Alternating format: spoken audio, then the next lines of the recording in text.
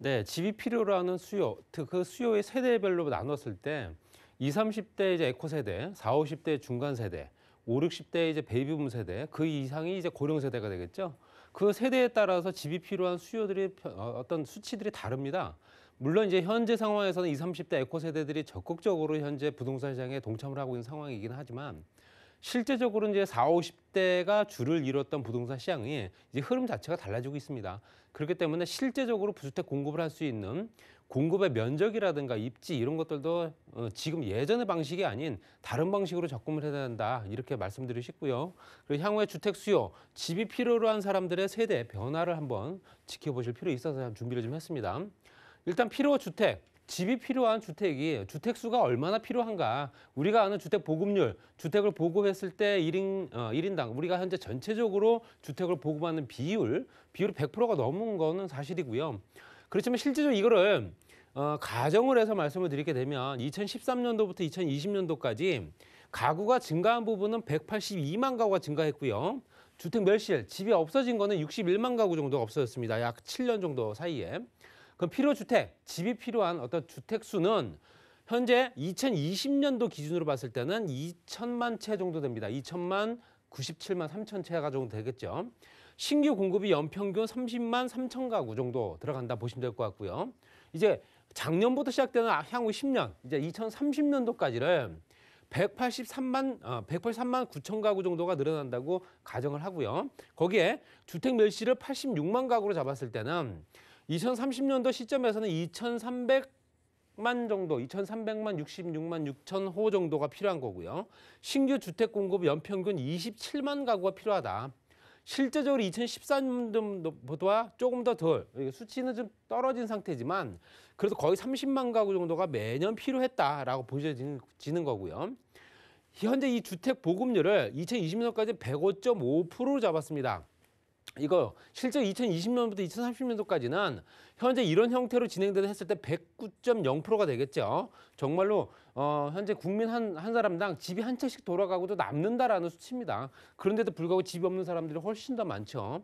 그 주택 보급률을 만약에 더 끌어올려서 110%로 가정한다 했을 경우에는 2020년도에는 2,100만 호 정도가 들어갈 거고요. 신규 공급이 연평균 41만 가구 정도가 들어가야 됩니다. 매년 41만 가구 정도가 전체적으로 전국적으로 공급이 돼야 된다는 얘기고요.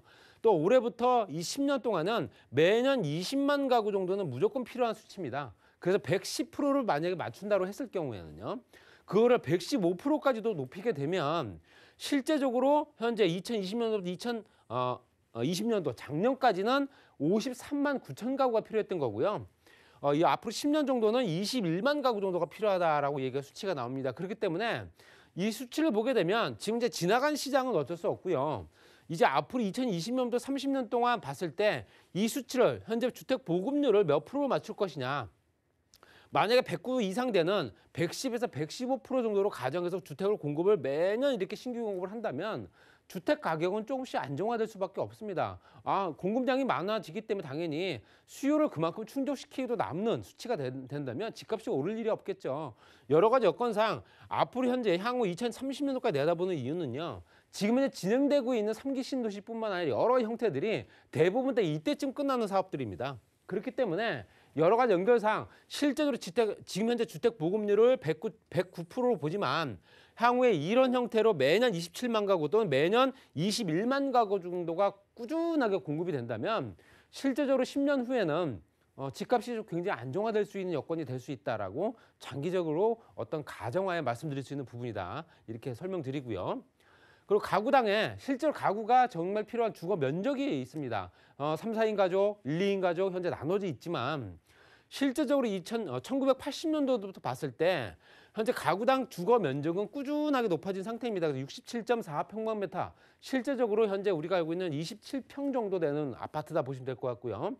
1인당 혼자 사는 사람들의 현재 주거 면적도 늘어났죠. 그래서 현재 1980년대는 10평방미터, 10평방미터면 3평 정도밖에 안 됩니다. 혼자 사는 사람들이. 그렇지만 현재 2010년도 기준으로 봤을 때는 25.0평방미터이기 때문에 현재 한 7평 정도 된다 보시면 될 것 같고요. 현재 혼자 사는 사람의 인구가 2010년도 기준으로 현재 7평 정도 됐다.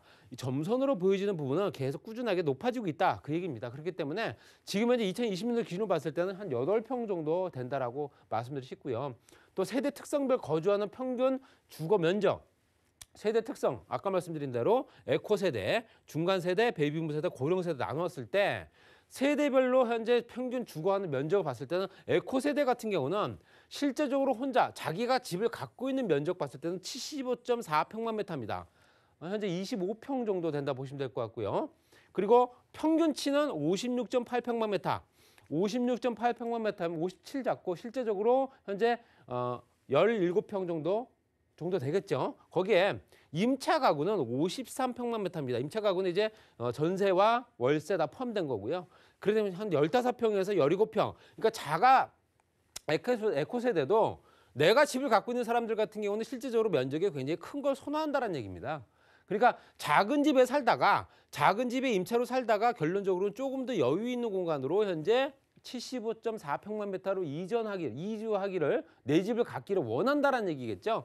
그렇다는 얘기는 75.4평만 메타라는 얘기는 현재 26평 정도 되는 실제적으로 분양평수로 따지게 되면 29평, 30평형 아파트일 겁니다. 그렇다면 당연히 3, 4인 가족이 거주할 수 있는 여건입니다.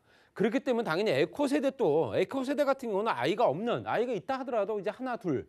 그렇기 때문에 거의 3, 4인 가족, 4인 미만 가족들이거든요. 4인 미만 가족들이 필요한 주택은 실제적으로 이 면적 25평이다라는 얘기입니다. 그렇기 때문에 이 세대가 중간 세대와 베이비붐 세대, 고령 세대를 거치면서 조금씩 늘어날 수는 있겠죠.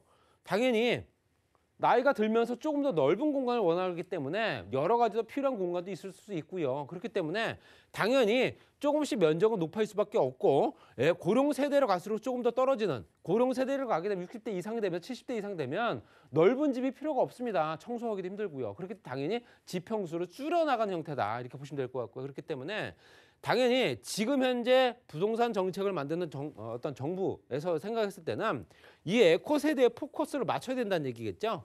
그렇다는 얘기는 전반적으로 30평대 아파트가 정말로 필요한 아파트다라는 얘기입니다. 주거 면적이라는 얘기겠죠. 그렇기 때문에 이런 형태라고 본다면은 당연히 1, 2인 가족이 사는 소형주택 뭐 10평 미만, 15평대리 이거보다는 내 집을 갖고자 하는 사람들은 대부분 다 30평대 아파트나 주택을 원한다. 이렇게 보시면 될 것 같습니다. 그 세대별로 주거 이동 계획, 에코 세대가 당연히 많을 수밖에 없습니다. 1년 내에 10%, 1, 2년 내에 20%가 이제 이사를 할 계획이고요.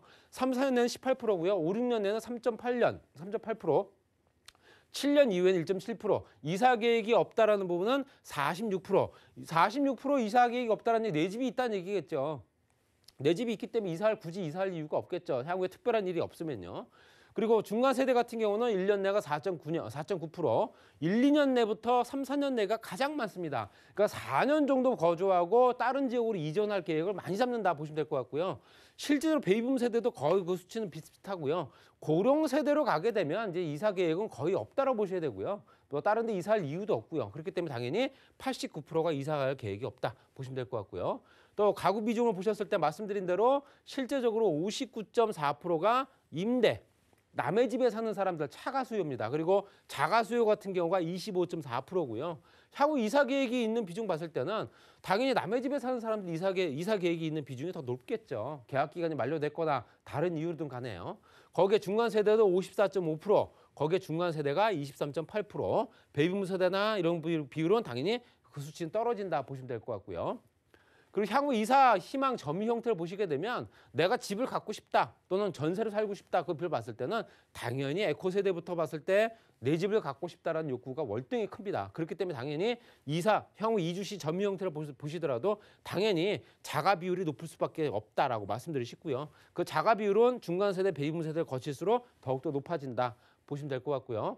세대별로 자가 유지율, 집을 갖고 있는 사람들이 그 주택을 유지하는 비율을 봤을 때는 에코 세대가 88.4%입니다. 그리고 현재 차가에서 자가로, 그러니까 남의 집에서 내 집을 갖는 비율은 20.7%, 중간 세대 같은 경우는 83.5%가 자가에서 자가로, 또 남의 집에서 내 집으로 가는 비율은 32.8%, 베이비붐 세대까지 높아지고 고령 세대까지도 굉장히 높아진 비율을 보실 수 있다. 뭐 아까랑 비슷한 내용이다 보시면 될 것 같고요. 에코 세대 자가 비율로 보셨을 때 실제적으로 굉장히 높아지고 있는 비율을 보실 수 있습니다. 그래서 수도권, 광역시, 도지역 봤을 때도 도지역이 가장 높고요. 수도권 지역, 그다음에 광역시 이렇게 나타내고 있습니다. 그리고 중간 세대 자가 보유율도 62.3%대까지 높아지지만 에코 세대와 중간 세대까지만 높아집니다. 그다음부터 베이비붐 세대부터 고령 세대까지는 떨어지는 거 보실 수 있습니다. 당연히 베이비붐 세대 자가 보유율은 떨어질 수밖에 없는 게 내 집을 팔아서 조금 더 작은 집으로 아니면 임대로 들어갈 수밖에 없는 경제적인 여건 때문에 그럴 수밖에 없겠죠. 그런 부분으로 현재 나누어진다 보시면 될 것 같습니다. 그리고 자가 임차 수요를 추계를 보시더라도 전국의 자가 수요와 임차 수요는 실제적으로 자가 수요가 2030년도 되게 되면 57% 임차 수요가 나머지를 차지할 겁니다. 그렇기 때문에 임차 수요도 상당한 폭으로 아직까지 나타나 있기 때문에 그 임대 물건도 상당히 크게 비중을 잡아야 된다라고 말씀드리고요. 2020년도와 2030년도 보시더라도 당연히 자가 보유율과 차가 또 자가 임차 비율이 같은 형태로 같이 올라가고 있기 때문에 이런 부분에 따라서 주택 정책도 또 빠르게 달라져야 된다 이렇게 정리하고 싶습니다. 그리고 수도권의 세대별 자가 수요, 임차 수요 전망을 보시더라도 자가율은 에코 세대는 현재 57.2%대까지 올라갈 거고요. 그리고 중간 세대는 44.3%, 내 집을 갖는 비율입니다. 그리고 현재 베이비붐 세대는 53.6%대로 떨어지고요. 현재 실제적으로 베이비붐 세대부터 떨어진다라는 걸 보실 수 있습니다. 여러 가지 주택 상승 가격 기대 또 전월세 가격 상승 기대는 당연히 전체 가구 중에 에코 세대와 중간 세대가 가장 높습니다. 그렇기 때문에 지금 현재 경제 활동이 가장 왕성한 세대들이 앞으로 집값이 오를 거고 또 전세 월세 가격도 계속 오를 거다라고 현재 희망하고 있다 또는 기대하고 있다 이렇게 보시면 될 것 같습니다. 2030년도까지 주택 수요 지속적으로 증가하고 또 가격 상승 연 2%대 계속 오를 거다라고 보실 수 있습니다. 그리고 매년 30명 가구의 주택 수요가 발생할 수밖에 없는 상황이기 때문에 집은 꾸준하게 공비돼줘야 된다. 또 자가 보유율 감소하고 임차 수요가 증가할 수 있고요. 세대별로 주거 형태에 또 따르는 니즈가 다를 수 있다. 이것도 꼭 포커스로 잡아야 된다. 또 사용 가치와 교행 가치의 비중 자체가 또 달라지기 때문에 여러 가지 여건상 부동산 가격 계속 오를 수밖에 없는 조건이 만들어졌다. 이렇게 정리하겠습니다.